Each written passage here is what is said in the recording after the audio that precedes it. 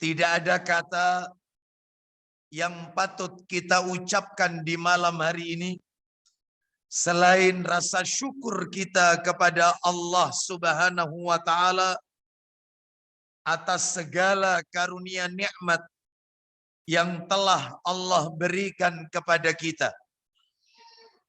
Di antara kenikmatan-kenikmatan tersebut yang kita rasakan pada malam hari ini adalah nikmat diberikannya kita kemudahan dan kesempatan untuk talabul ilmi, menuntut ilmu di salah satu rumah Allah dari sekian banyak rumah-rumah Allah yang ada di muka bumi ini, yaitu Masjid Ar-Rahman. Tentunya kita berharap kepada Allah Azza wa Jal, semoga langkah kaki perjalanan kita, niat kita untuk menuntut ilmu di malam hari ini semuanya tercatat di sisi Allah sebagai amalan yang diterima dan diridhai oleh Allah Subhanahu wa taala. Lebih dari itu Bapak Ibu sekalian, malam hari ini kita telah memasuki 1 Muharram 1444 Hijriah. Dengan terbenamnya matahari tadi sore, maka kita telah memasuki kalender baru di awal tahun Hijriah, yaitu Muharram. Bulan yang disebut oleh Nabi sebagai Syahrullah, bulannya Allah. Dan kata para alim ulama, tidaklah sesuatu itu disandarkan dengan Allah, melainkan sesuatu itu pasti mulia dan agung di sisi Allah. Contohnya ketika kita menyebutkan istilah Baitullah, rumah Allah, maka tentu rumah itu dimuliakan oleh Allah, yaitu Ka'bah. Begitu pula ketika ketika Nabi Shallallahu Alaihi Wasallam menyebut bulan Muharram sebagai Syahrullah, bulan Allah, maka tentunya bulan ini pula dimuliakan oleh Allah Azza wa Jalla. Ibadah yang ditekankan di bulan Muharram ini adalah memperbanyak amal-amal saleh, menghindarkan diri dari perbuatan maksiat, karena kita sedang berada di bulan yang disucikan oleh Allah Azza wa Jalla. Sekecil apapun perbuatan amal saleh kita, maka ganjarannya dilipat gandakan oleh Allah Azza wa Jalla.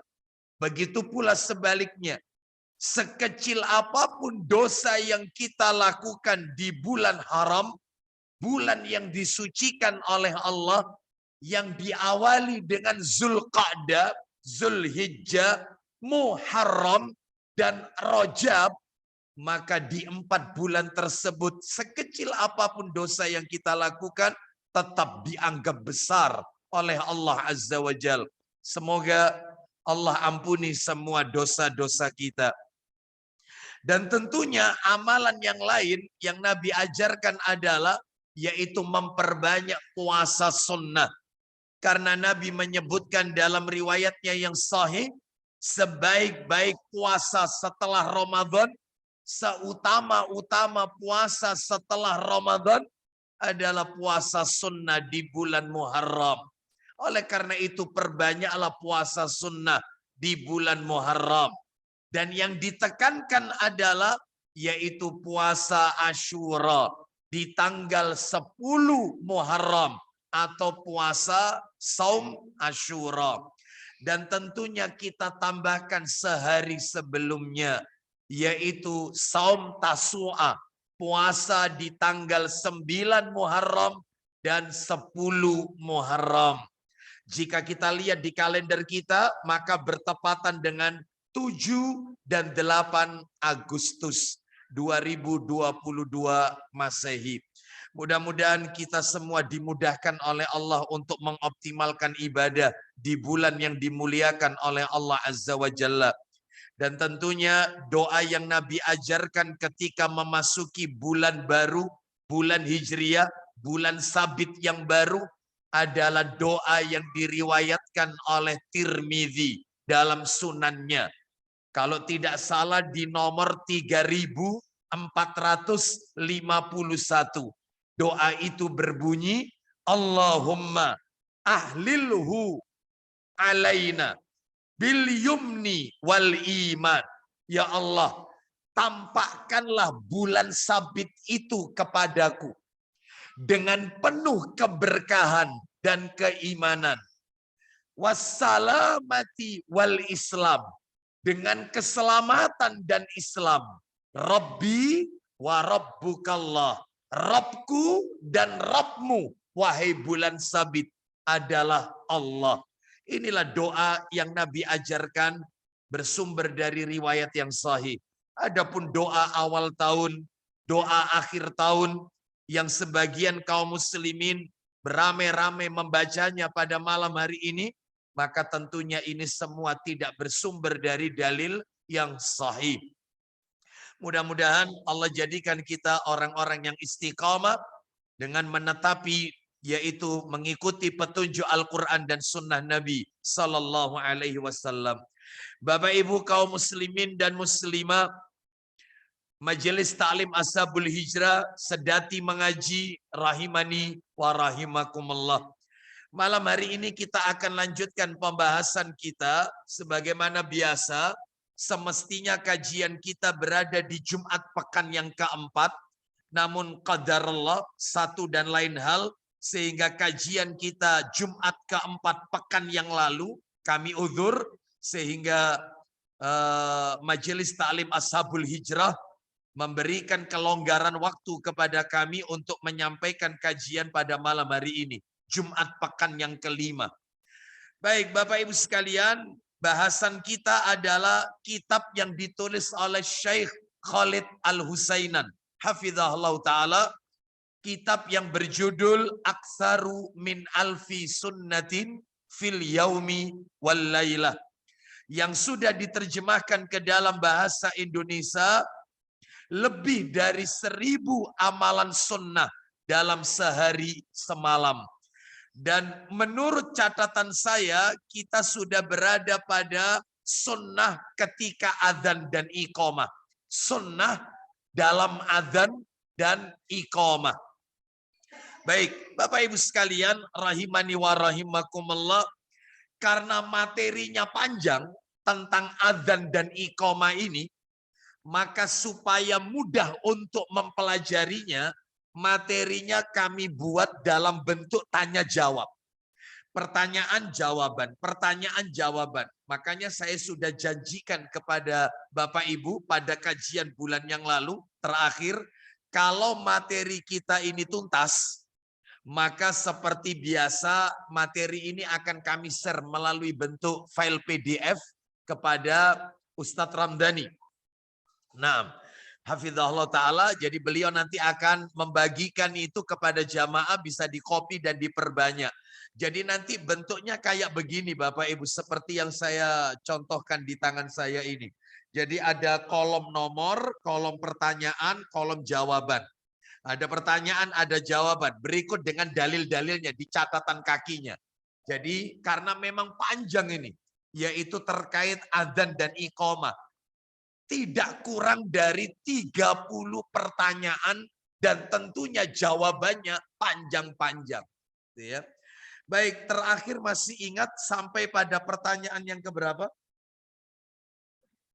Yang keberapa terakhir? 10 ya? Yang ke-10. Betul, yang ke-10. Betul ya? Yang ke-10 ya? Nah, Bapak Ibu sekalian, oh iya, yang ke 10 apa 9? 10 ya? 10 ya? Nah, ya. Bapak Ibu sekalian, rahimani wa rahimakumullah, untuk mereview dari apa yang sudah kita sebutkan, kita sampaikan pada kajian sebelumnya. Yang pertama adalah, pertanyaan pertama, apa makna adzan? Adzan artinya pemberitahuan Bapak Ibu. Menukil dari firman Allah surat At-Taubah, ya. Mohon maaf, suratnya surat At-Taubah, ayatnya ayat yang ketiga Bapak Ibu. At-Taubah ayat yang ketiga. Nanti bisa dilihat sendiri ya. karena ini sifatnya cuma mengingatkan aja. Itu pengertian secara bahasa. Adzan artinya pemberitahuan. Tapi kalau secara istilah syar'i, adzan itu adalah pemberitahuan tentang waktu sholat fardu dengan menggunakan lafaz-lafaz tertentu sesuai syariat Islam. Nah itu. Yang kedua, apa makna iqamah? Beda lagi kalau iqamah. Iqamah ini adalah pemberitahuan untuk bangkit mengerjakan sholat dengan menggunakan lafaz-lafaz tertentu sesuai syariat Islam. Jadi bedanya adzan dengan iqamah. Kalau adzan pemberitahuan masuk waktu sholat, kalau iqamah pemberitahuan untuk bangkit melakukan sholat. Yang ketiga, kapan disyariatkan adzan? Adzan ini disyariatkan adalah sejak di kota Madinah tahun 1 Hijriah. 1 Hijriah. Disyariatkannya di Madinah, bukan di Mekah. Nih ya, dan ini dalil-dalilnya sudah dibaca waktu itu.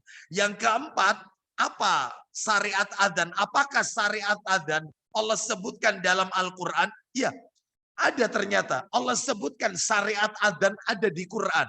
Nanti bisa dicek ya, suratnya surat nomor 5, Al-Ma'idah ayatnya 58. Nanti bisa dicek. Yang kelima, apa hikmah disyariatkannya adzan dan iqamah? Banyak. Hikmah disyariatkannya adzan dan iqamah. Sebagai pemberitahuan masuknya waktu sholat, sebagai sarana menyebarkan kalimat tauhid. Karena di situ kan ada asyhadu alla ilaha illallah. Terus wa asyhadu asyhadu anna Muhammadar Rasulullah. Ditutup juga dengan kalimat tauhid. La ilaha illallah. Nah, ini untuk syiar Islam ya, menyebarkan tauhid. Terus adzan ini juga termasuk syiar Islam. Ya, daerah atau negeri itu disebutkan Darul Islam, negeri Islam apabila adzan berkumandang yaitu di mana-mana. Tidak dihalangi, yaitu dikumandangkannya adzan. Seperti itu Bapak Ibu sekalian. Oleh karena itu, maka Nabi kalau memerintahkan pasukannya untuk menyerang suatu daerah, maka Nabi berkata kepada para sahabatnya, jangan diserang sampai kalian mendengar adzan. Kalau kalian mendengar adzan, maka berarti itu kawasan muslim. Maka jangan diserang. Tetapi kalau kalian tidak mendengar adzan, maka serang. Ini menunjukkan kepada kita salah satu ciri daerah itu disebut Darul Islam adalah tandanya adalah yaitu dengan dikumandangkannya adzan di negeri tersebut. Apalagi di negeri kita. Bahkan jarang sekali kita temukan satu wilayah yang tidak ada masjid. Bahkan satu perumahan 3 masjid belum musola itu banyak sekali kita temukan. Bahkan di negeri kita saja ada satu julukan sebuah pulau disebut yaitu Pulau 1000 masjid. Di mana itu? Lombok. Lu bayangkan. Berarti kalau begitu ini Darul Islam. Ya, Darul Islam. Ya, sekalipun hukumnya tidak memakai hukum Al-Quran dan Sunnah Nabi Sallallahu Alaihi Wasallam. Adzan dapat mengusir syaitan dan masih banyak lagi yang lain. Yang keenam, apa hukum mengumandangkan adzan? Bapak Ibu sekalian, rahimani wa rahimakumullah, hukumnya fardu kifayah bagi laki-laki saja. Bagi laki-laki, baik ketika dia sedang dalam perjalanan maupun mukimin. Loh, musafir itu tetap adzan. Iya, adzan. Meskipun sholat sendiri atau berjamaah, adzan. Seperti maaf, saya tadi datang terlambat karena sudah selesai sholat isya. Sehingga saya sholat isya sendiri. Saya adzan. Adzan. Meskipun di masjid ini tentunya tadi sudah adzan isya. Jadi sholat sendiri ataupun berjamaah adzan. Dan itu yang ditekankan. Bahkan dalilnya ada. Ya. Disebutkan Nabi menceritakan tentang ketakjuban Allah. Allah takjub dengan seorang laki-laki yang mendirikan sholat didahului dengan adzan. Di puncak gunung. Dia sholat di puncak gunung sendirian, adzan dulu. Allah takjub. Berdasarkan dalil ini, sholat sendiri, maka adzan. Adzan. Ya, baik. Sekalipun di masjid itu sudah adzan, ya kita adzan sendiri, nggak usah pakai pengeras suara. Ya, Seperti itu dan tidak perlu dikeraskan. Dan masih banyak lagi tentunya, baik itu sholat yang diqadha maupun yang secara langsung, ya. Baik, jadi ini. Yang ketujuh, apa keutamaan adzan dan iqamah? Banyak keutamaannya ya, keutamaan adzan banyak. Apalagi para muadzin. Katanya Nabi, muadzin itu adalah orang yang paling panjang lehernya nanti di hari kiamat.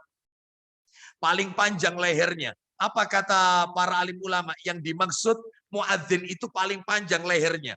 Disebutkan oleh Syekh Muhammad bin Shalih Al-Utsaimin rahimahullah, makna hadis yang mengatakan muadzin itu paling panjang lehernya adalah yaitu orang yang paling banyak memiliki ganjaran pahala, keutamaan. Begitu banyaknya pahala, yaitu disebutkan oleh Nabi, yaitu lehernya paling panjang karena menunjukkan saking banyaknya pahala, ya, memiliki banyak keutamaan. Baik Bapak Ibu sekalian, bahkan doa setelah adzan itu mustajab. Doa setelah adzan itu mustajab, tidak tertolak. Baik, kita lanjutkan. Yang ke-8, bagaimana lafaz bacaan adzan yang sahih? Nah, ini yang kemarin ya. Bulan yang lalu saya sebutkan, bacaannya macam-macam. Ada 3 versi. Versi pertama 15 kalimat. Gimana itu 15 kalimat? Allahu Akbar, Allahu Akbar, Allahu Akbar, Allahu Akbar. Asyhadu an la ilaha illallah, asyhadu an la ilaha illallah, asyhadu anna Muhammadar Rasulullah, asyhadu anna Muhammadar Rasulullah, hayyalas shalah, hayyalas shalah, hayyalal falah, hayyalal falah, Allahu Akbar, la ilaha illallah. 15 kalimat. Dalilnya adalah yaitu sebagaimana yang disebutkan dalam Ibnu Majah. Nah, yang kedua, saya nggak perlu sebutkan nomornya dan siapa perawinya ya, siapa nama sahabatnya, karena ini sifatnya mereview. Yang kedua, 17 kalimat. Gimana 17 kalimat? Yaitu Allahu Akbar, asyhadu an la ilaha illallah, asyhadu an la ilaha illallah, asyhadu anna Muhammadar Rasulullah, asyhadu anna Muhammadar Rasulullah. Lalu diulang lagi, 2 kalimat seadanya tapi tinggi.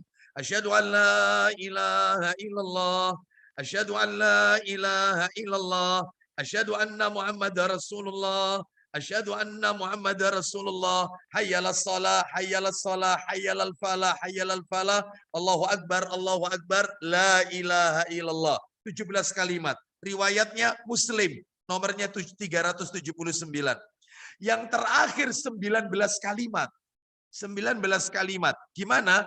Allahu Akbar, Allahu Akbar, Allahu Akbar, Allahu Akbar. Asyhadu an la ilaha illallah, asyhadu an la ilaha illallah, asyhadu anna Muhammadar Rasulullah, asyhadu anna Muhammadar Rasulullah, asyhadu an la ilaha illallah, tinggi. Asyhadu an la ilaha illallah, tinggi. Daripada yang sebelumnya agak rendah.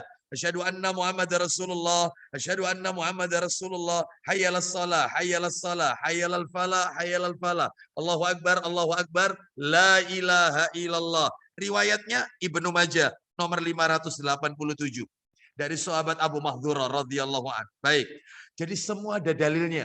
Tapi di negeri kita rata-rata yang dipakai yang mana? Yang pertama, 15 kalimat. Kalau misalnya muadzin Masjid Ar-Rahman pakai yang 19, nggak apa-apa. Kalau enggak ribut masyarakatnya. Tetapi kalau muncul mudharat yang lebih besar, maka sebaiknya kita mengikuti yang 15 kalimat. Adapun yang ke-9, bagaimana lafaz bacaan iqamah? Cuma dua versinya. Versi pertama 11 kalimat, versi kedua 17 kalimat. Yang 11 kalimat ya seperti kita baca Allahu Akbar, asyhadu an la ilaha illallah, asyhadu anna Muhammadar Rasulullah, hayyalas shalah, hayyalal falah, qad qamatis shalah. Ya, qad qamatis shalah, Allahu Akbar, la ilaha illallah, 11 kalimat. Dalilnya adalah Abu Dawud nomor 499. Adapun versi yang kedua adalah 17 kalimat. Ini jarang. Enggak apa-apa lah sesekali ya, iqamah itu kan tidak pakai pengeras suara atas. Jadi kalau adzan pakai pengeras suara atas, mestinya itu. Ya, kalau iqamah yaitu pengeras suara dalam. Mestinya begitu, mestinya.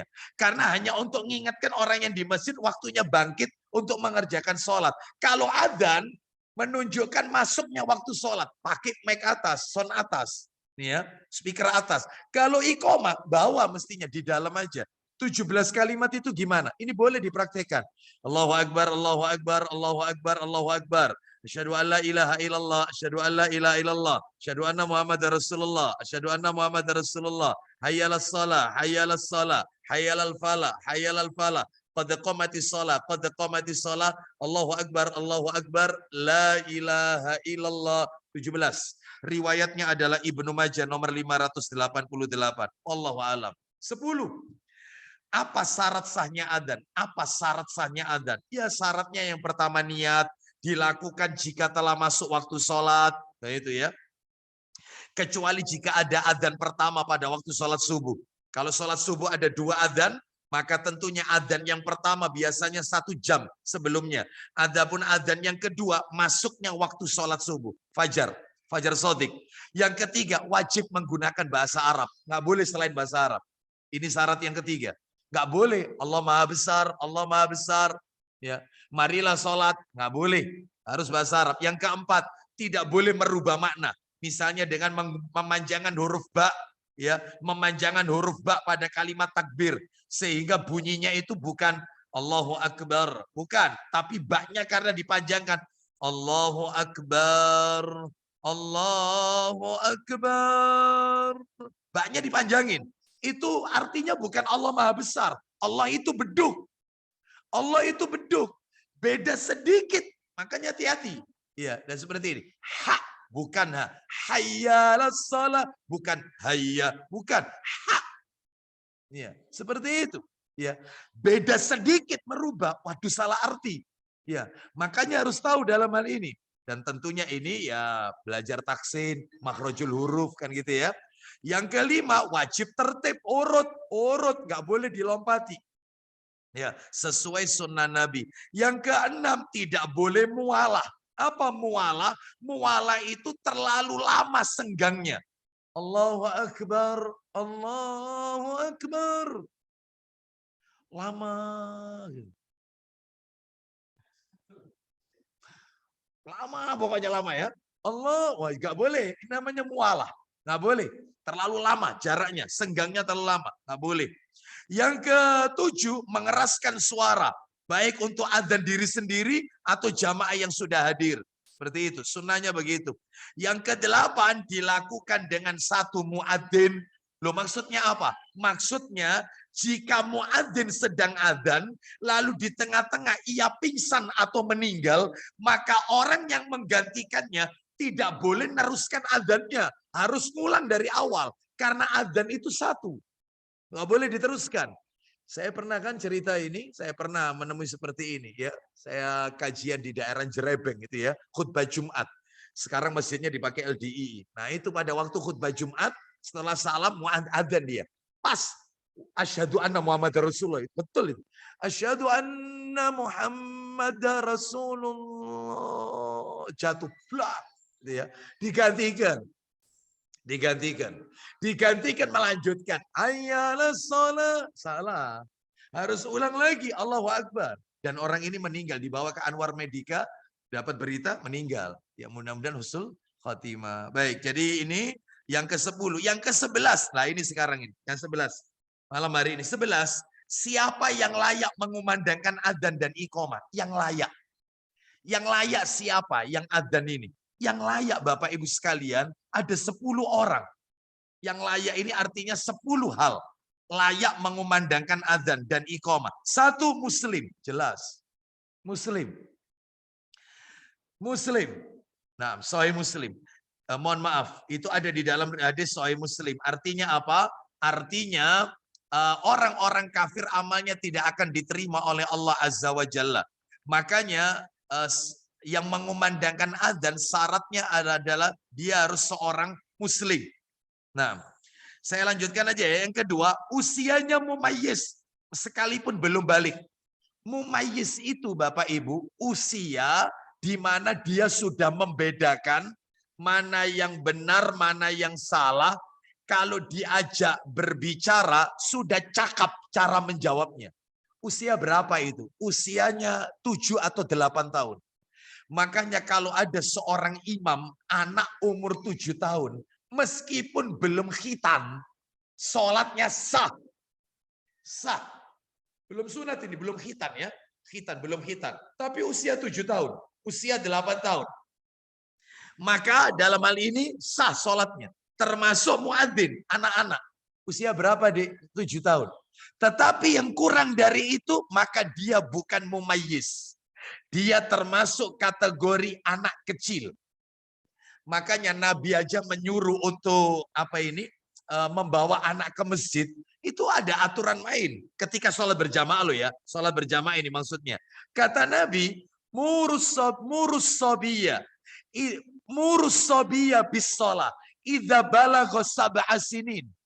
Ajaklah anakmu untuk mengerjakan sholat, didiklah mereka, ajarkan anakmu untuk sholat ketika umurnya 7 tahun. Anak dibawa ke masjid itu umur 7. Adapun kurang dari 7, maka sebaiknya yaitu tidak diajak sholat berjamaah ke masjid. Biar sholat sama mamanya, sama ibunya di rumah. Kenapa? Karena anak di bawah 7 tahun, dia punya kebiasaan sering main-main. Ya, adapun kalau 7 tahun itu dia bisa bisa diarahkan, bisa diatur, dia tahu mana yang benar, mana yang salah, seperti itu. Berdasarkan hadis ini maka berlaku yaitu ketentuan-ketentuan yang lain, termasuk memandikan jenazah. Seorang anak laki-laki umur 7 tahun meninggal dunia, apakah boleh mamanya memandikan anaknya? Nggak boleh. Umur 7 tahun. Nggak boleh. Lah terus yang memandikan ayahnya atau sesama laki-laki yang lain. Umur 7 itu dijadikan patokan. Bapak Ibu sekalian. Misalnya yang meninggal seorang anak perempuan umur 7 tahun. Bolehkah papanya, ayahnya memandikan anak ini? Nggak boleh. Yang memandikan mamanya atau sesama wanita yang lain. Umur 7 ini dijadikan patokan. Oleh karena itu, maka ini perlu diperhatikan. Jadi tadi yang kedua mumayyiz, yang ketiga berakal. Oh iya, kalau orang gila tidak sah. Ya, orang gila tidak sah. Ya, adzannya orang gila tidak sah, meskipun suaranya enak. Ya, jadi harus berakal. Yang keempat laki-laki. Ya, syariatnya laki-laki. Apakah boleh wanita mengumandangkan adzan? Boleh. Kalau untuk komunitasnya saja. Dan itu pun tidak meninggikan suara. Suaranya didengar yang di sekitarnya saja. Ya, baik. Karena suara wanita bisa menimbulkan fitnah. Yang kelima, mengetahui masuknya waktu sholat. Dia tahu masuk waktu sholat. Masuk waktu sholat. Iya, kalau belum waktunya masuk, ya jangan adzan dulu. Mengetahui masuknya waktu sholat. Yang keenam, lebih utama dalam keadaan suci. Oh iya, yang muadzin itu suci. Ya, Ustadz kalau batal wudhu Ustadz, karena ini waktunya sudah pas, saya itu diberi tugas untuk adzan. Sedangkan kalau saya wudhu dulu Ustadz, nanti waktunya tambah panjang. Bagaimana? Nggak apa-apa. Tapi yang afdol suci, yang afdol. Yang berikutnya yaitu yang ketujuh, berdiri menghadap kiblat. Berdiri. Adzan itu harus berdiri. Muadzin itu berdiri. Nah, dalilnya mana? Ayo dibuka Bukhari. Sahih Bukhari. Nomornya 341. Sahih Bukhari. Nomornya 341. Nomor aslinya Bapak Ibu, kalau nomor aslinya ya 604. 604 nomor asli. Ini yang kita baca cetakan terjemahan. Nomor 341. Silakan dari Ibnu Umar radhiyallahu anhuma. Silakan. Iya. Tiba di kota Madinah, mereka sedang berkumpul waktu sholat tiba. Terus. Tetapi tidak ada panggilan pemberitahuan untuk sholat. Nah, nggak ada. Gimana ini caranya? Lanjut. Karena itu, maka pada suatu hari mereka meninggal hal itu bersama-sama. Terus. Kata setengah mereka. Ada yang usul ini. Apa usulan mereka, Pak Taiban? Baik, apa enggak sebaiknya pakai lonceng seperti lonceng Nasrani? Kalau lonceng itu berbunyi berarti masuk waktu sholat. Lanjut.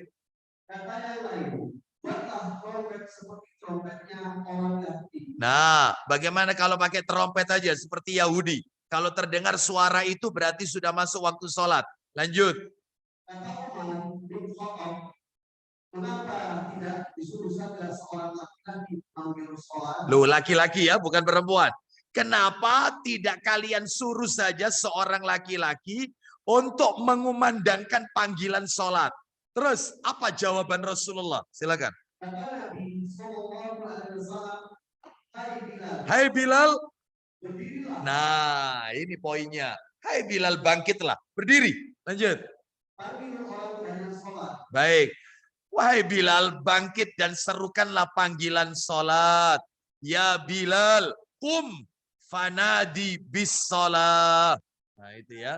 Jadi disuruh berdiri. Berarti syaratnya berdiri. Berdiri menghadap kiblat. Terus kemudian yang berikutnya Bapak Ibu, yang ke-8, syaratnya adzan ini ya, muadzin, disunahkan bersuara bagus dan keras. Yang memahami kaidah tajwid.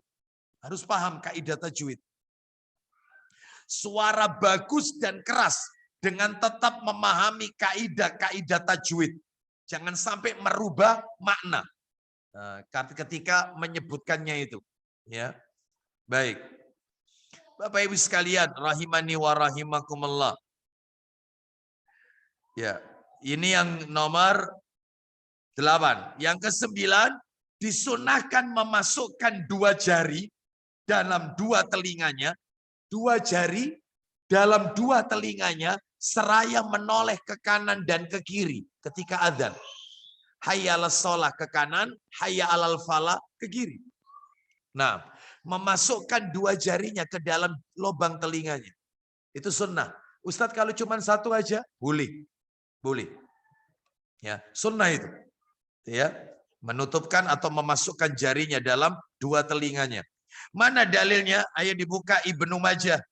Nomornya 589 jilid 1. Dari sahabat Abu Juhaifah radhiyallahu an. Ibnu Majah 589. Silakan Pak Thoiban. Ibnu Majah 589. Ya. Dari ia berkata, ya, aku mendatangi Rasulullah di Atta. Terus beliau telah berada di Bangala. Lanjut. Lalu Bilal keluar. Terus kemudian mengumandangkan azan. Kemudian ia memutar badannya saat berazan. Nah, terus dan meletakkan badannya buat telinganya. Nah, Bilal melakukan itu. Ya, baik, itu sunahnya demikian. Terus yang terakhir, muadzin disunahkan memalingkan wajah ke kanan dan ke kiri pada saat mengucapkan hayy alatain. Hayy alatain. Artinya hayy alatain 2 hayya, 2 hayya. Ada hayya alas shalah, ada hayya alal falah. Itu disebut hayy alatain. Ya, sama dengan kita menyebut idain, 2 hari raya. Idul Fitri, Idul Adha, itu disebut idain. Sedangkan ini hayyalah sholat dengan hayyalal falah, yaitu disebut hayyalatain.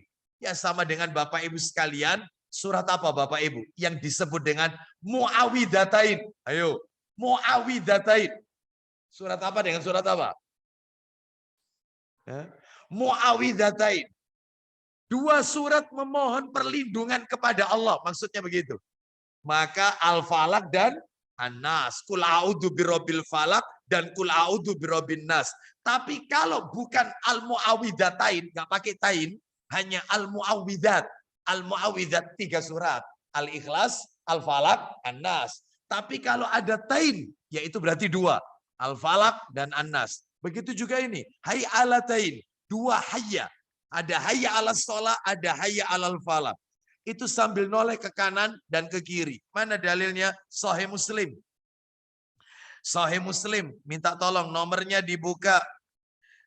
Sahih Muslim. Nomornya 333.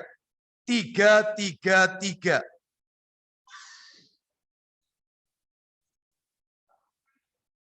Ya, dari Abu Sa'id Al-Khudri. Nah, Abu Sa'id Al-Khudri. Silakan. Dari Abu Sa'id Al-Khudri radhiyallahu anhu, katanya Rasulullah sallallahu alaihi wasallam bersabda, "Idza sami'tumun nida faqulu misla ma yaqulul muadzin." Oh, bukan ini, ya. Masih tadi yang Sahih Muslim tadi sebenarnya, yaitu lanjutannya di nomor 454.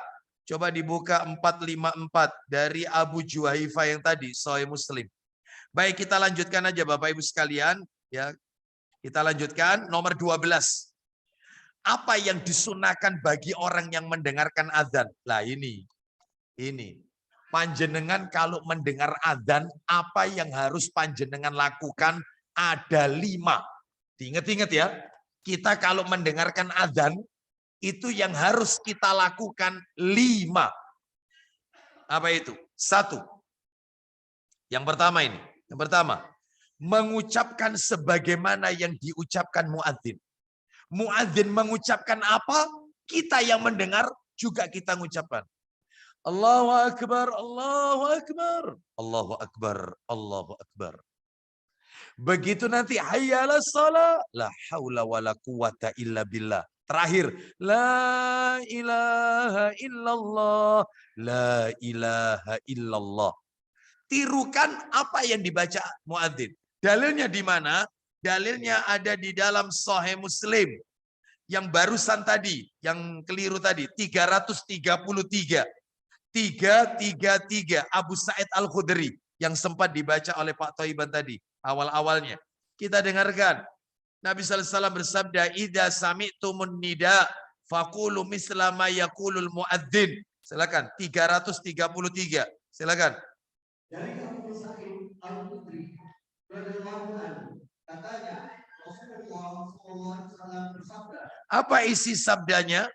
Apabila kamu mendengar azan, maka ucapkan ulanglah apa yang dibawa muadzin. Baik, apabila kalian mendengar azan, ucapkan pula apa yang dibaca oleh muadzin. Jadi yang pertama, ucapkan sebagaimana diucapkan muadzin. Yang kedua yaitu membaca.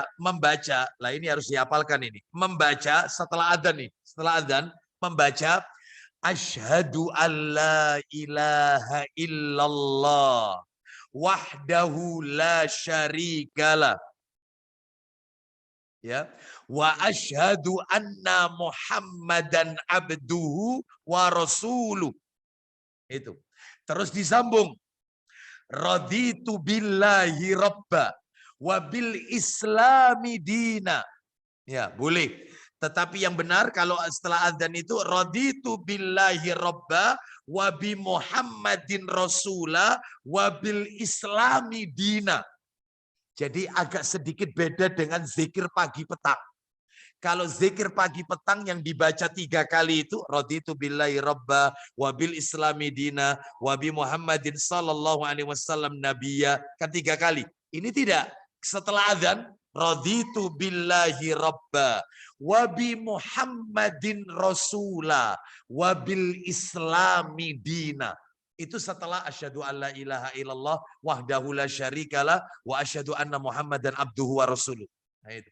Di mana itu dalilnya? Dalilnya adalah disebutkan di dalam Sahih Muslim. Nomornya 336. 336. Ya, silakan. Silakan. Dari saat itu Abu Waqqas 336 ya, nomor cetakan terjemahan. Kalau nomor aslinya 386. Silakan. Dari saat itu Abu Waqqas dari Rasulullah SAW. Ya. Sabdanya. Barang siapa? Siapa yang mendengar dan azan. Terus. Lalu yang mengucapkan. Ya.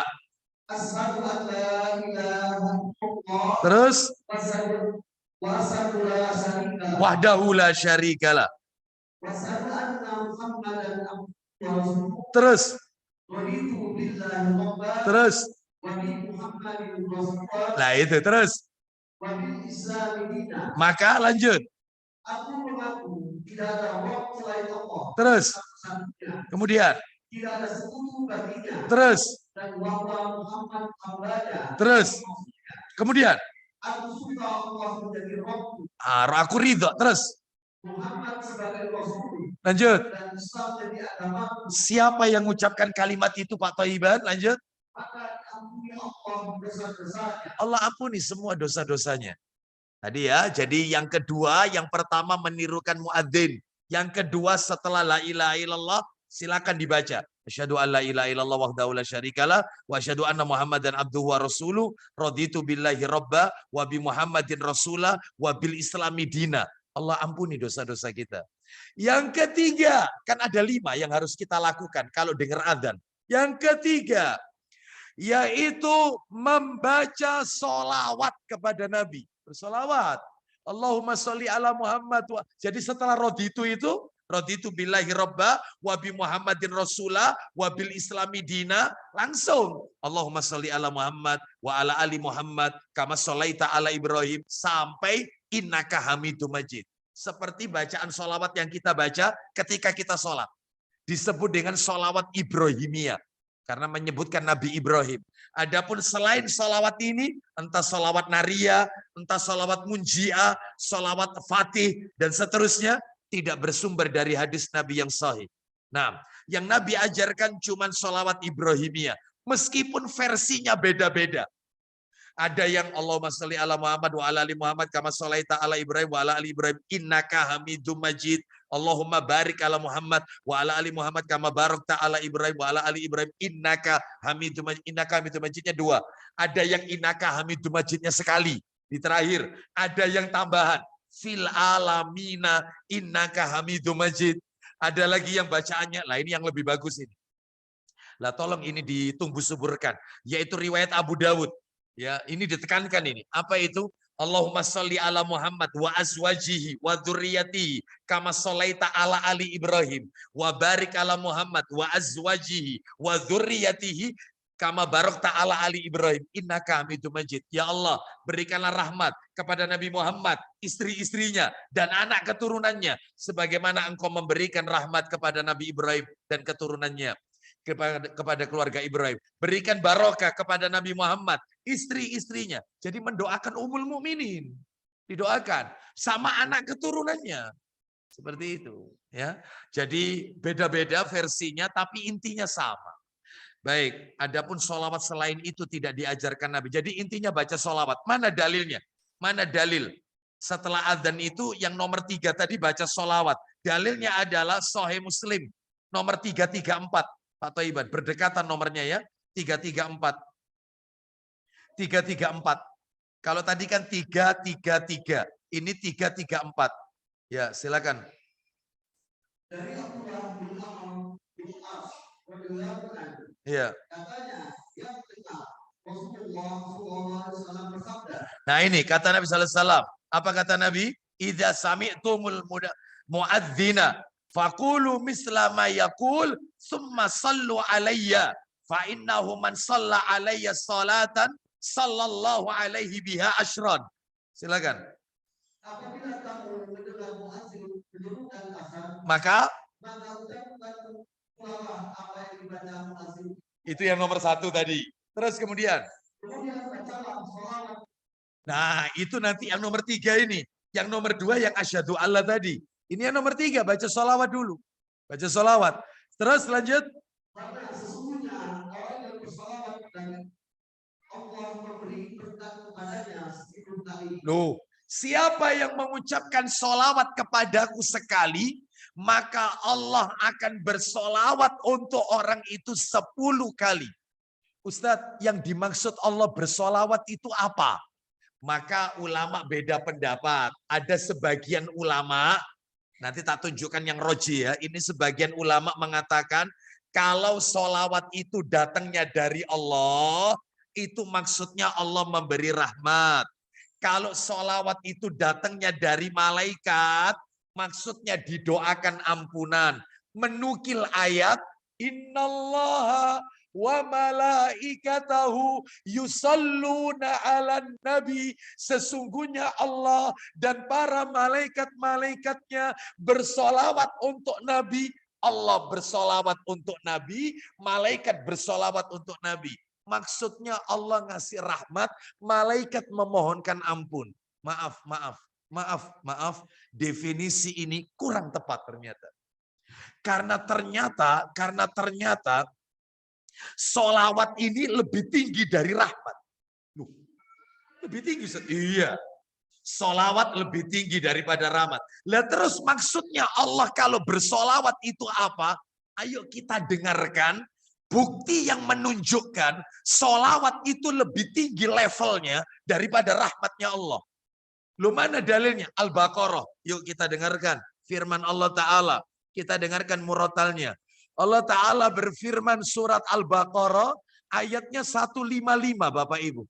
Al-Baqarah, maaf 156 maksud saya. 156, tapi nggak apa-apa deh. 155 dan 156. Karena memang ini ada kaitannya, ada korelasinya. 155 sampai 157. Nah, paling enak sudah. 155 sampai 157. Siap terjemahannya Pak Thoiban? Allah Ta'ala berfirman 155 sampai 157 Al-Baqarah.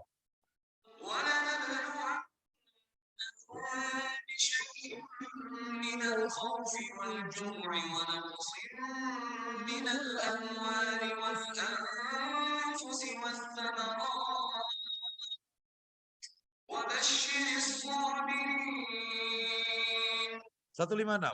الذين إذا أصابتهم مصيبة قالوا إنا لله وإنا إليه راجعون Poinnya, أولئك عليهم صلوات من ربهم ورحمة وأولئك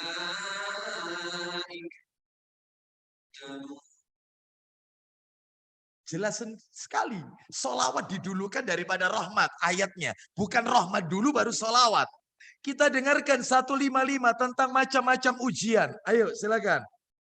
Dan sungguh akan kami berikan cobaan kepadamu dengan sedikit ketakutan, Terus. kelaparan, Terus. kekurangan harta, Terus. jiwa dan buah-buahan. Kekurangan jiwa maksudnya kehilangan orang yang kita cintai.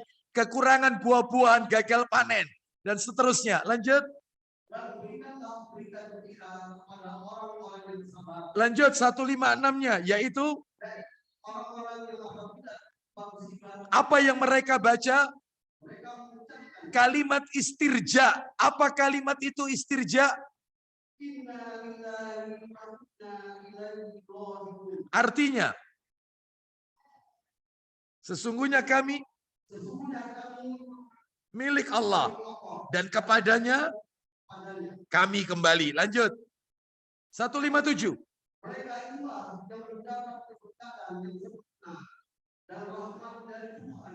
Duh, coba diartikan keberkatan yang sempurna. Itu salah terjemahannya. Kata para alim ulama yang dimaksud sholawat dalam ayat ini, ulaika alaihim shalawatum mir rabbihim. Mereka itulah orang-orang yang memperoleh sholawat dari Rabb mereka. Terus warahmah dan rahmat. Sholawat dulu baru rahmat. Berarti levelnya sholawat lebih tinggi daripada rahmat. Lalu apa sholawat itu? Sholawat itu kata Imam Al-Auza'i rahimahullah. Maksudnya adalah Allah memuji habis-habisan di hadapan para malaikat-malaikatnya dengan bangga. Satu persatu hamba-hambanya dipuji oleh Allah Azza wa Jalla. Berarti pujian lebih tinggi daripada rahmat. Iya, lebih tinggi. Makanya kalau tadi kita dengarkan, siapa yang bersolawat kepadaku 1 kali, Allah bersolawat untuk orang itu 10 kali. Maksudnya Allah memuji orang itu di hadapan para malaikatnya 10 kali. Nama kita disebut oleh Allah di hadapan para malaikat-malaikatnya. Makanya yang banyak baca solawat. Kapan aja Ustaz baca solawat itu? Waduh banyak. Di antaranya ketika sholat, tahiyat baca solawat. Yang kedua sholat jenazah takbir kedua, baca solawat. Yang ketiga adalah ketika mendengar adzan. Nah ini nih materinya ini.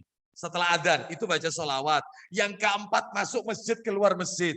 Masuk masjid bismillah. Wassalatu wassalamu ala rasulillah. Itu riwayat Ibnu As-Sunni. Dan di bukunya Ustadz kita, Ustadz Yazid bin Abdul Qadir Jawas, hafizallahu ta'ala, kumpulan doa dari Quran ada. Di situ digabungkan riwayat Ibnu As-Sunni sama riwayat Muslim. Kalau riwayat Ibnu As-Sunni, bismillah, wassalatu, wassalamu ala rasulillah. Lalu ditambah, Allahumma ftahli abwaaba rahmatik. Itu riwayat Muslimnya. Kalau keluar masjid, kaki kiri. Bismillah, wassalatu wassalamu ala Rasulillah. Lalu ditambah riwayat Muslim, Allahumma inni as'aluka min fadlik. Jadi 2 riwayat digantikan 1. Baik, masuk masjid, keluar masjid. Yang kelima adalah ketika nama Nabi disebut. Rasulullah sallallahu alaihi wasallam. Allahumma sholli wa sallim. Itu baca sholawat yang banyak. Makanya panjenengan sering-sering baca hadis. Orang kalau baca hadis otomatis. Dari Abu Hurairah radhiyallahu an, dia berkata, Rasulullah sallallahu, sholawat ini. Mulianya orang baca hadis itu. Mau enggak mau dia sering bersolawat. Lah yang dengarkan sallallahu alaihi wasallam, sallallahu alaihi wasallam. Ya, seperti itu. Lah kadang-kadang di masyarakat salah kalau dengar nama Nabi.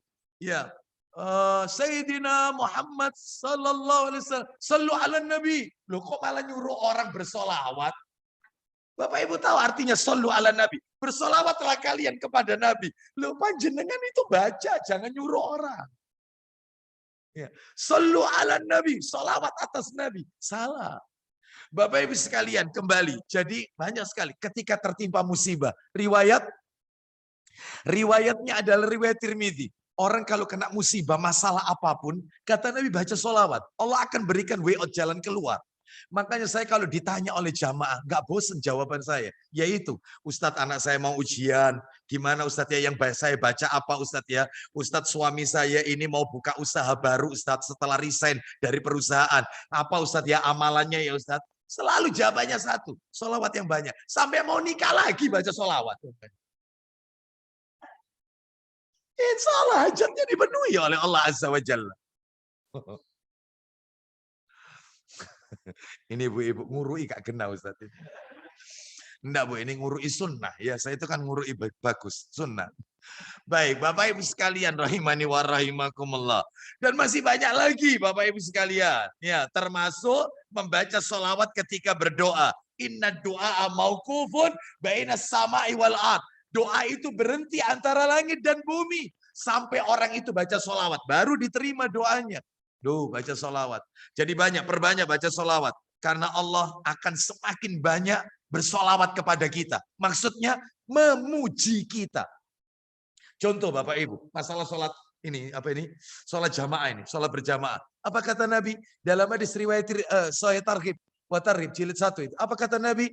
Innallaha wa malaikatahu yusalluna ala saffil awal. Sesungguhnya Allah dan para malaikat-malaikatnya bersolawat untuk saf yang pertama. Sahabat tanya, qalu ya Rasulullah wa ala sani, bagaimana untuk saf yang kedua? Dijawab lagi sama Nabi, innallaha wa malaikatahu yusalluna ala saffil awal. Saf pertama lagi. Dibacakan sholawat Allah dan para malaikat. Sahabat tanya lagi, bagaimana untuk saf yang kedua? Wa ala sani, kata Nabi, saf yang kedua juga dapat. Tuh, tapi saf pertama disebut 2 kali sama Nabi, saf yang kedua sekali. Artinya sekalipun mereka dapat, yang utama adalah saf pertama. Ada lagi masalah sholat berjamaah. Bagi kita yang datangnya telat, berada di saf paling belakang. Apa kata Nabi? Sahih Targhib wa Tarhib juga. Kalau tidak salah nomornya 505 atau 503. Jilid 1 itu. Kata Nabi begini. Innallaha wa malaikatahu yusalluna alal ladina yasiluna sufuf. Sesungguhnya Allah dan para malaikat-malaikatnya mengucapkan sholawat untuk orang yang nyambung saf atau menutup saf yang lobang. Tuh, dapat meskipun paling belakang. Ada lagi riwayat Abu Daud. Kalau nggak salah nomornya 676. Kata Nabi, innallaha wa malaikatahu yusalluna ala mayamini sufuf. Allah dan para malaikatnya bersolawat untuk mereka yang sholat berjamaah di saf kanan. Kanan imam, kanannya kiblat. Saya pernah nyampaikan kayak gini, semua jamaah minggir semua ke kanan. Sebelah kanan, kanannya imam. Ya, jadi yang sebelah sini kosong. Ya, nah padahal bukan itu, tetap menyambung saf itu juga dapat. Ya, belum lagi yaitu yang lebih kita bikin merinding lagi. Nabi pernah mengatakan, innallaha wa malaikatahu wa ahlas samawati wal ardina hatta namla fi juhriha wa hatal hud la yusalluna muallimin nasil khair. Sesungguhnya Allah dan para malaikat-malaikatnya, seluruh penduduk langit dan seluruh penduduk bumi, sampai semut yang ada di lubang, ikan-ikan besar yang ada di lautan, mengucapkan sholawat kepada orang yang suka ngajarkan kebaikan. Oh itu. Lah terus kalau dari Allah bersolawat tadi katanya Allah memuji. Kalau dari malaikat didoakan ampunan. Lah kalau tadi penduduk langit, penduduk bumi, semut yang ada di lubangnya, ikan-ikan besar yang ada di lautan, itu maknanya apa mereka bersolawat? Maknanya sama. Mereka mengucapkan doa ampunan untuk orang yang suka ngajarkan kebaikan kepada orang lain. Yang namanya ngajarkan kebaikan kepada orang lain tidak harus lulusan LIPIA atau gelar LC. Enggak. Siapapun di antara kita bisa. Ajarkan kebaikan. Semampu kita. Nah, makan tangan kanan. Jangan tangan kiri. Simple. Kalau pakai sandal, kaki kanan dulu. Ya, lepas sandal, kaki kiri. Nah ya. Kamu kalau bersisir mau sekolah, tolong rambut sebelah kanan dulu. Karena Nabi mencontohkan. Ajarkan yang simple-simple aja. Maka kita mendapatkan sholawat. Yaitu dari Allah, malaikatnya, dan seterusnya tadi. Baik, Bapak Ibu sekalian, kita lanjutkan bersolawat. Terus setelah adzan yang keempat, membaca doa setelah adzan. Ada doanya. Teruskan Pak Thoyiban, tadi kan belum kelar. Belum kelar, ulang lagi tadi. Yang hadis nomor berapa tadi itu? 334, 334, tetap 334. Kita masih di 334 Pak Thoyiban, silakan. Sesudah itu mohonkanlah bagi kepada Allah. Yaitu Al-wasilah. Al-wasilah. Sesudah itu setelah baca sholawat sampai innaka hamidum majid, baru baca doanya. Allahumma robba hadhihi da'wati tamma wassalatil qa'imah ati Muhammadanil wasilah. Lah ini, wasilah wal fadilah wa ba'astu maqama mahmuda. Maqama mahmuda itu Bapak Ibu tahu yang dimaksud maqama mahmuda Firdaus. Tempat tertinggi yaitu Firdaus. Firdaus bukan nama surga. Firdaus adalah nama tempat tertinggi di dalam surga. Yang letaknya di bawah arsy-Nya Allah. Ini Firdaus. Makanya sampai Nabi pernah mengatakan kalau kau meminta, mintalah Firdaus. Karena tempat tertinggi di bawah arsy-Nya Allah Azza wa Jalla. Di surga. Surga apapun. Dia berada di posisi paling tinggi. Nah, oleh karena itu maka maqamah mahmudah itu yaitu Firdaus itu maksudnya. Tempat tertinggi. Bapak Ibu sekalian, jadi ini menunjukkan kepada kita, jadi baca tadi, adapun doa setelah adzan yang pakai tambahan apa itu? Innaka la tukhliful mi'at. Lah itu riwayatnya lemah, tidak sahih itu ya. Riwayatnya tidak sahih. Baik. Bapak Ibu rahimani wa rahimakumullah. Jadi itu baca doa setelah adzan. Ustadz perlu ngangkat tangan tidak? Ketika baca doa Allahumma robba hadhihi da'wati tamma wassalatil qa'imah. Pak, Bu, maaf ini tak kasih bocoran. Kadang-kadang kita ini bingung, Ustadz, mana sih Ustadz doa itu yang harus pakai mengangkat tangan sama doa yang tidak perlu pakai angkat tangan. Gampang rumusnya. Gampang. Semua doa-doa yang dijadikan wirid dalam kehidupan kita, doa masuk toilet, doa mau menjima istri, doa masuk masjid, doa keluar masjid, doa makan, doa setelah makan, atau doa bangun tidur, doa mau tidur. Pokoknya jadi wirid, wirid keseharian itu. Maka tidak perlu angkat tangan, karena nggak ada dalilnya. Yang jadi wirid loh ya, mau menjima istri, nggak perlu mengangkat tangan. Bismillah, Allahumma jannibna syaitan. Apalagi syaitannya diarahkan ke istri. Jannibna syaitan. Ya, ya. Bismillah, Allahumma jannibna syaitan. Ya, jannibna syaitan ma razaqtana. Ya, itu ya marahlah pasti istri tanya, kenapa kok diarahkan syaitan? Ya, memangnya aku kayak setan ya, Pak? Kurang lebih. Tambah marah nggak jadi insya Allah itu, nggak jadi. Bapak Ibu sekalian, jadi semua masa masuk masjid yaitu ngangkat tangan.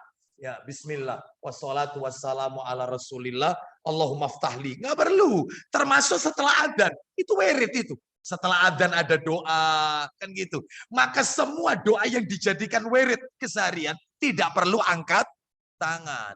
Nanti setelah wirid, setelah adzan, kan ada doa tadi. Wiridnya Anda baca, setelah itu nunggu iqamah, silakan Anda mengangkat tangan. Ya Rob, ampunilah dosa-dosaku. Robbana atina, Robbana la tuzigh qulubana, Robbana hablana, Robbana firli wali walidayya walil mu'minina yauma yaqumul hisab. Robbi firli wali walidayya waliman dakhala baitiya mu'minan walil mu'minina wal mu'minat. Silakan bebas. Itu ya. Minta ilmu yang manfaat dan seterusnya. Itu mengangkat tangan. Sepertiga malam terakhir tahajud, angkat tangan. Ketika mendengar ayam jantan berkokok di tengah malam, karena dia berkokok melihat malaikat rahmat, mengangkat tangan berdoa, banyak meminta kepada Allah. Itu hujan turun, angkat tangan, karena nggak ada wirid doa ketika hujan turun, kecuali ada Allahumma shayyiban nafi'an. Nah, itu nggak perlu itu. Allahumma shayyiban, nggak pakai angkat tangan. Allahumma shayyiban nafi'an, nggak perlu angkat tangan karena itu wirid, ada doanya. Tapi setelah itu silakan, bisa difahami Bapak Ibu ya. Jadi doa-doa yang dijadikan rutin, wirid, itu enggak perlu angkat tangan. Masuk toilet, ngangkat tangan. Allahumma inni a'udzubika minal khubusi wal khaba'is. Keluar toilet, gufronaka. Enggak usah. Karena itu wirid. Wirid itu. Ya, wirid. Baik. Bapak Ibu sekalian, jadi itu membaca doa setelah adzan. Yang terakhir, yang kelima, Bapak Ibu, yang kelima, tugas kita kalau dengarkan adzan, yang kelima, memperbanyak doa antara adzan dan iqamah. Perbanyak. Lah yang ini angkat tangan Bapak Ibu, pakai mengangkat tangan. Ya, pakai mengangkat tangan. Memperbanyak doa. Mana dalilnya? Ayo dibuka Abu Dawudnya. Abu Dawudnya dibuka. Oh, sebentar. Sebentar. Mohon maaf, Sahih Targhib maksud saya. Sahih Targhib. Sahih Targhib jilid 1, nomor 265. 265. 265 dari Anas radhiyallahu an. Silakan. Ayo.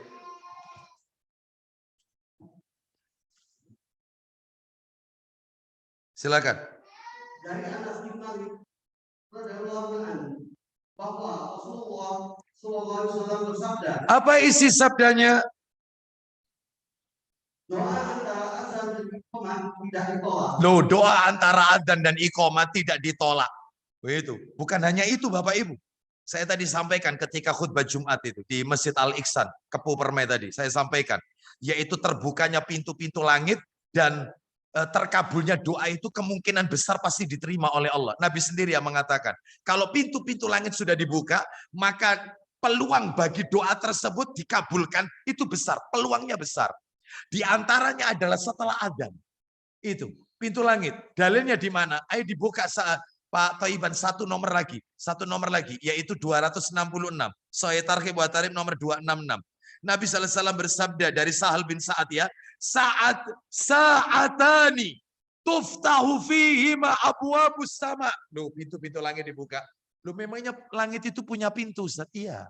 Langit punya pintu. Kan Allah berfirman dalam Al-Quran, panjenengan pasti hafal, surat An-Naba. Wa futihatis sama'u fakanat abwaba.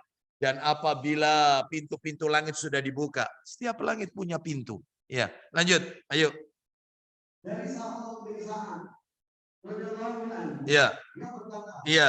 Rasulullah sallallahu alaihi wasallam bersabda, Apa isi sabdanya? dua waktu yang padanya pintu langit dibuka. Dua waktu yang padanya pintu-pintu langit dibuka. Kapan itu Pak Thaiban? Wa qallama turaddu ala da'in da'watuhu. Silakan. Dan jarang sekali orang yang berdoa tolak doanya. Jarang sekali, berarti peluangnya besar. Kapan itu? Indah hudurin nida. Silakan. Dialah pada saat seruan azan Dikumandangkan. dikumandangkan. Duh, terus yang kedua, wasaffi fi sabilillah. Dan pada saat berbaris dalam perang di dalam Allah. Pada saat posisi berbaris kaum muslimin, yaitu untuk melakukan penyerangan di jalan Allah, jihad di jalan Allah. Itu pintu langit dibuka. Doanya, peluangnya besar untuk diterima. Termasuk ketika iqamah. Waktunya sempit memang. Habis iqamah itu, la ilaha illallah. Kan pasti imam itu mengarahkan makmum untuk, yaitu merapatkan barisan. Sawu sufufakum, istawu, wala taqtalifu. Ya, dan seterusnya kan. Itu sempit. Gunakan untuk berdoa. Rabbana atina fid dunya hasanah fil akhirati. Rabbana ighfir li wa lana. Doakan untuk orang tua. Sempit itu. Kenapa? Karena saat iqomah itu pintu langit dibuka. Coba dibuka nomor 260. 260. Mundur dikit. 260. Nabi SAW bersabda, "Idza suwiba bis salati futihat abwabus sama wastujibat du'a." Silakan. Dari jadi menolong bahwa Nabi SAW bersabda, Silakan. apabila iqamah sholat dikumandangkan, Iqomah sudah dikumandangkan. Lanjut terus. maka pintu langit dibuka Terus. dan doa dikabulkan. Doa dikabulkan. Sempit memang waktunya. Tapi manfaatkan. Doa-doa jami aja. Doa jami itu doa yang singkat. Tapi memiliki kandungan makna yang besar. Ya contohnya. Robbana atina fidunya hasanah. Sudah itu. Ya banyak doa. Karena pintu langit dibuka. Peluang doa untuk dikabulkan besar sekali. Masih banyak lagi yang tentunya yang lainnya. Jadi Bapak Ibu lah pada saat itu boleh mengangkat tangan. Karena nggak ada terkait wirid-wirid ini ya, wirid-wirid nggak ada. Bahkan bahasa Indonesia pun boleh ya. Menunggu iqomah pakai berdoa pakai bahasa Indonesia boleh. Wallahu alam. Sekarang kita masuk nomor 13. Pertanyaan tentang adzan dan iqomah nomor 13. Apa itu taswib? Taswib apa itu? Taswib Bapak Ibu sekalian. Tuh sebentar. Sebentar, ada yang kelewat ini. Perlu saya jelaskan. Sebelum masuk nomor 13, muncul pertanyaan. Ustadz, yang baca doa itu tadi, 5 tadi itu, mohon maaf, termasuk yang baca asyhadu alla ilaha illallah, terus raditu billah, terus baca sholawat, terus baca doa. Tadi setelah adzan, Allahumma robba hadi dakwati tamah, terus kemudian doa antara adzan dan iqomah tadi. Itu semua Ustadz. Muadzinnya baca enggak? Muadzinnya. Apa cukup yang mendengarkan tok? Muadzinnya baca enggak? Maka yang saya baca Bapak Ibu, memang ulama beda pendapat. Beda pendapat. Yang saya baca, pendapat yang kuat adalah muadzin tetap membaca. Jadi dia setelah la ilaha illallah, maka dia menirukan la ilaha illallah karena dia mendengar. Apa yang dia ucap, meskipun dia ucapkan sendiri itu, tapi dia mendengar la ilaha illallah. Terus kemudian baca, yaitu asyhadu alla ilaha illallah wahdahu la syarika lahu wa asyhadu anna. Terus kemudian raditu billah. Terus kemudian Allahumma sholli ala Muhammad. Terus Allahumma robba hadi da'wati tammah. Sambil menunggu iqamah, maka di waktunya menunggu iqamah maka dia banyak berdoa. Berlaku juga untuk muadzin. Muadzin juga baca. Muadzin. Ya, wallahu alam wa bisawab. Ya, baik kita lanjutkan sekarang yang ke-13 yang tadi sempat saya singgung. Apa itu taswib? Taswib adalah bacaan as-salatu khairum minan naum. Itu taswib. As-salatu khairum minan naum. Hukumnya adalah sunnah yang dibaca pada saat adzan kedua salat, ya adzan kedua salat subuh. Setelah hayya alal falah. Jadi kalau sholat subuh itu ada 2 kali adzan. Adzan pertama 1 jam sebelumnya. La taswib itu as-sholatu khairum minan naum itu dibacanya saat adzan kedua. Ya adzan subuh. Bukan adzan yang pertama. Jadi adzan pertama itu nggak pakai as-sholatu khairum minan naum. Lihat di Mekah sama Madinah. Mekah Madinah itu subuhnya adzannya 2 kali. Itu adzan pertama 1 jam sebelum subuh. Itu nggak pakai as-sholatu khairum minan naum. Nggak ada. Begitu masuk waktu subuh. As-salatu khairum minan naum. Dan itu dibaca setelah hayya alal falah. Hayya alal falah ya, baru as-salatu khairum minan naum, baru kemudian Allahu akbar, baru terakhir la ilaha illallah. Kita lanjutkan 14. Bagaimana lafaz adzan jika terjadi hujan deras, angin kencang atau wabah menyerang, termasuk corona? Nah, ini semua lockdown. Waktu itu ya, kita sudah lewati masa itu. Alhamdulillah Allah memberikan kondisi yang lebih baik daripada sebelumnya. Baik, bagaimana lafaz adzan jika terjadi hujan deras? Muadzin lihat kondisi di luar, hujan deras. Bukan gerimis loh ini, hujan deras. Atau angin kencang. Ya. Atau wabah menyerang. Yang apabila orang masuk ke masjid, maka dimungkinkan akan terjadi penularan. Wabah menyerang. Sebagaimana yang pernah kita lewati ini ya. Baik. Dimulai daripada bulan Maret ya insya Allah di negeri kita ini. Tahun 2020 ini. COVID ini. Baik. Maka jawabannya ini, satu, ketika ada hujan atau angin kencang yang sekiranya dapat memberatkan jamaah untuk pergi ke masjid, berat ini, berat. Ya. Maka disyariatkan bagi muadzin menambah lafaz adzannya. Menambah lafaz adzan. Hujan deras atau angin kencang akan menyulitkan jamaah ini sudah untuk ke masjid. Maka caranya tambahkan lafaz adzannya, yaitu lafaznya ada dua. Boleh pilih salah satu. Lafaz pertama boleh dipilih nih ya, boleh dipilih. Tidak dibaca dua-duanya, boleh dipilih. Lafaz yang pertama, sallu fi buyutikum. Salatlah kalian di rumah kalian masing-masing. Tak perlu di bahasa Indonesia kan tapi. Ya, cukup bahasa Arab. Terus lafaz yang kedua, pilihan yang kedua adalah ala sallu firrihal.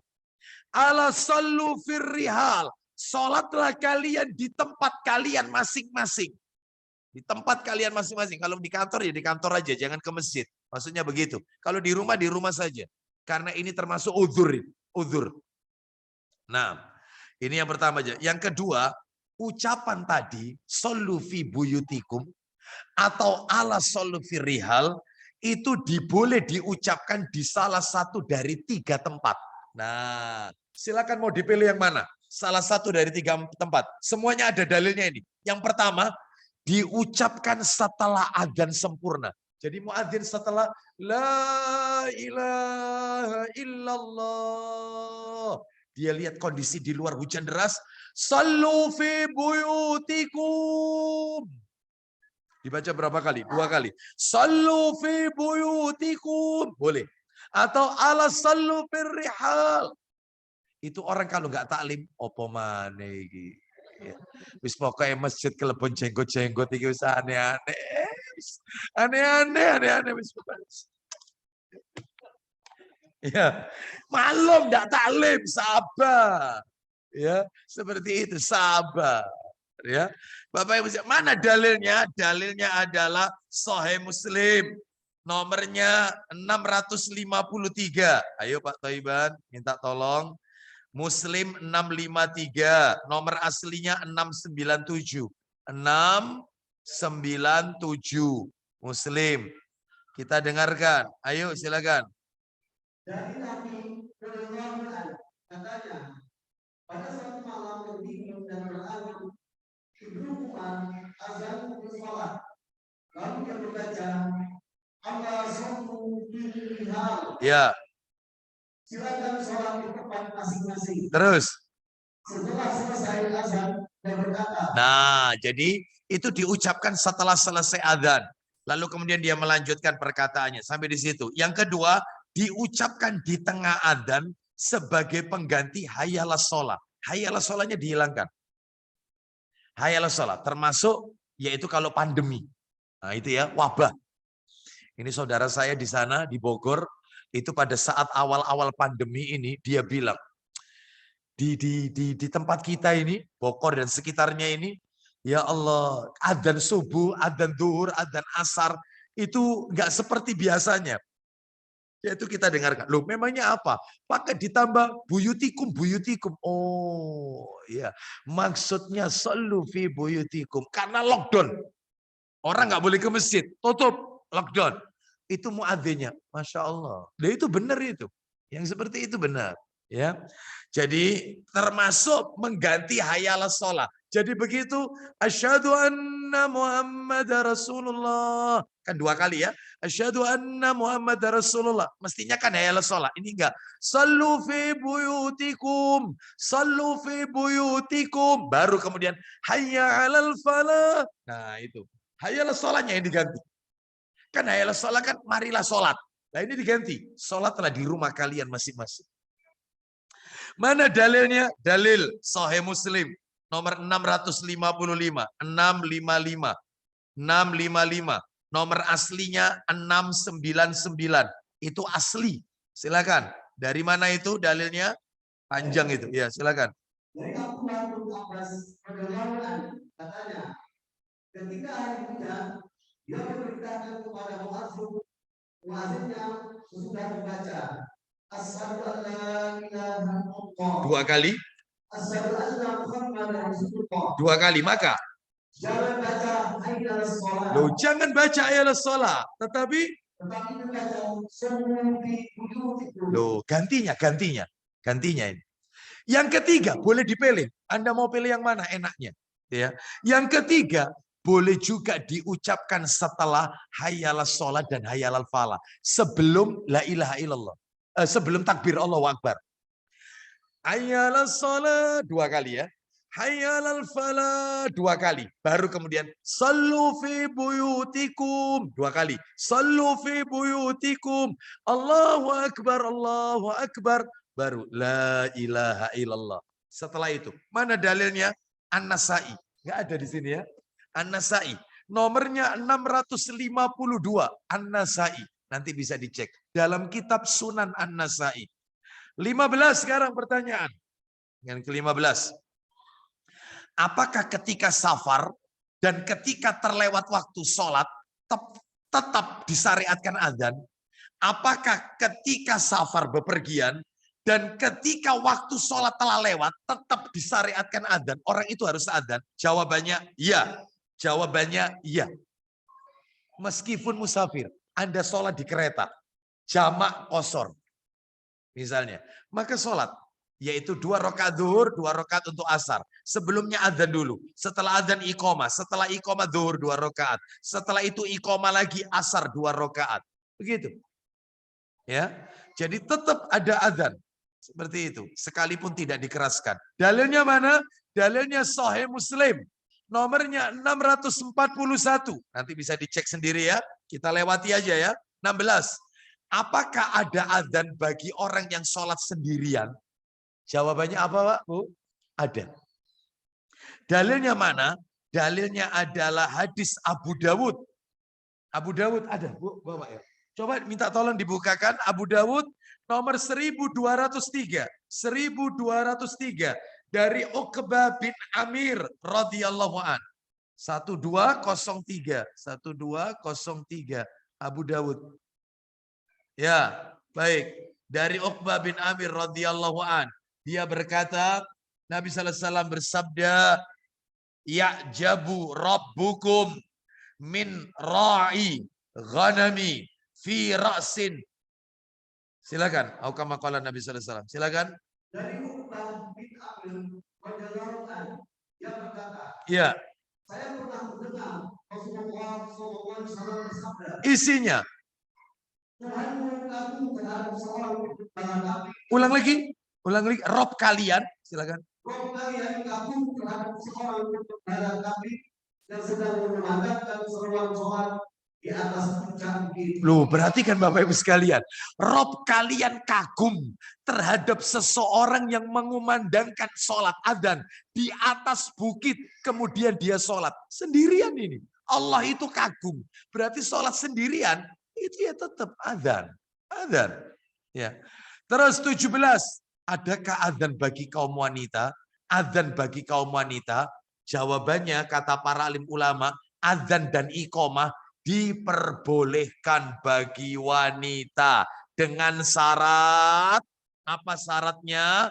Hanya dilakukan di lingkungan tempat jamaah khusus wanita serta tidak meninggikan suara. Ya komunitasnya saja sesama wanita.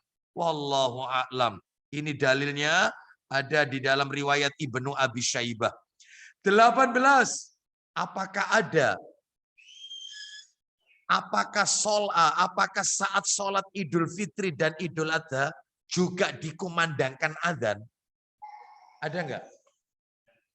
Idul Fitri, Idul Adha pakai adzan tidak? Jawabannya tidak ada adzan dan iqamah maupun ucapan as-sholatul jami'ah. Enggak ada.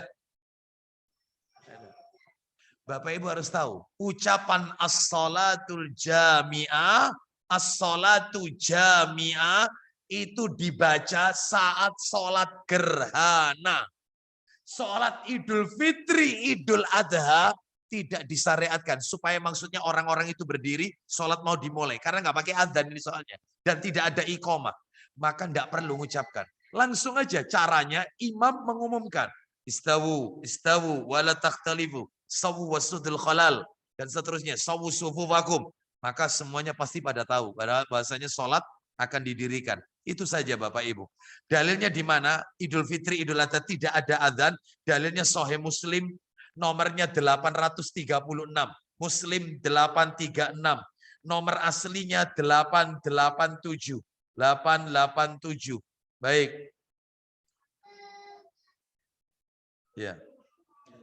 Silakan ya, silakan. Saya tutup sampai nomor 20 aja ya. Ini anak-anak sudah pada rewel semua ini ya. Silakan. Ya, mamanya bingung, uminya bingung ini ya. Silakan. Kata uminya, "Kak mari-mari kat mau nek suwe ini." Baik, kita lanjutkan. Ayo. Dari takbir bin Samurah radhiyallahu anhu. Ya. Katanya, Nah, aku sholat bersama Rasulullah SAW. terus. Tidak ada satu atau dua kali. Ya mungkin sekali, tidak dua kali. Ternyata Semuanya dikerjakan beliau tanpa azan dan iqamah. loh, nggak ada adzan, nggak ada iqamah. 19. Bagaimana hukumnya keluar dari masjid setelah adzan tanpa uzur? Keluar dari masjid setelah adzan tanpa uzur. Ya. Bapak Ibu sekalian. Alhamdulillah.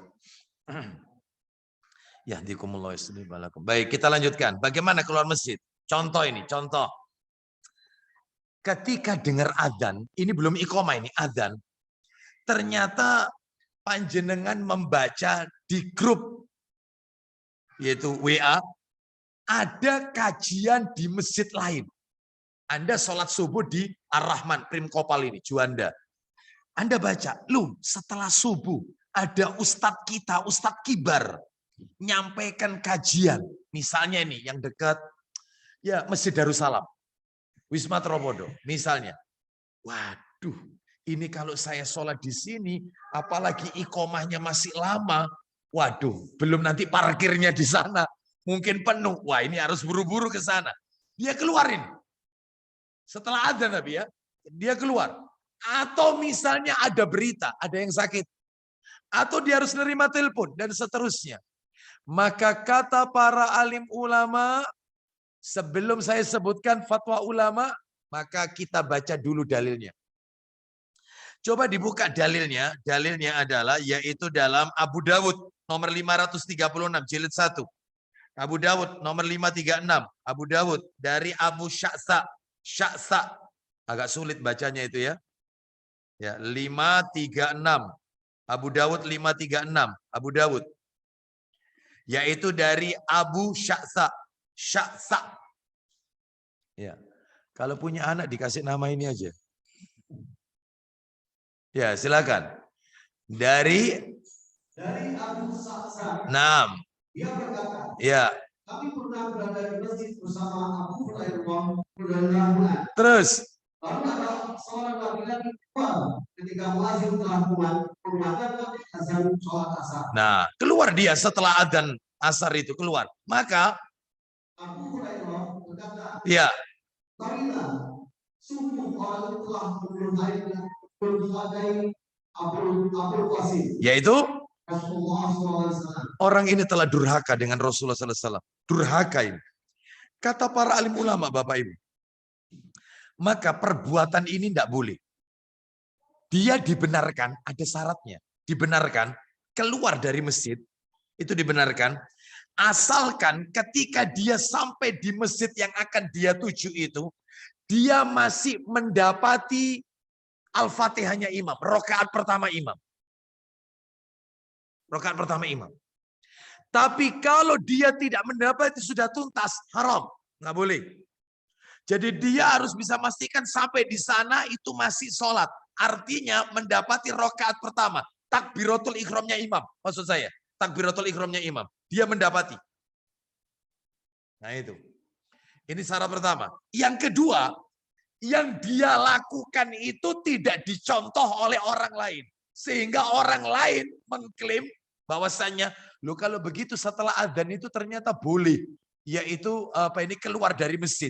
Sehingga kalau itu dijadikan contoh oleh yang lain, maka dalam hal ini jangan keluar dari masjid.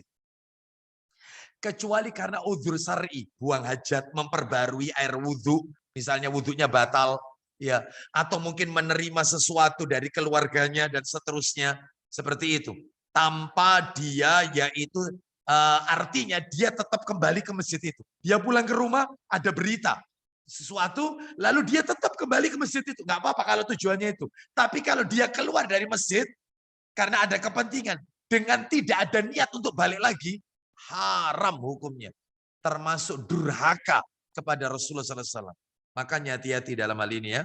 Baik, lalu kemudian yang terakhir 20, berapa jarak antara adzan dan iqamah? Jaraknya berapa yang benar ini? Adzan dengan iqamah.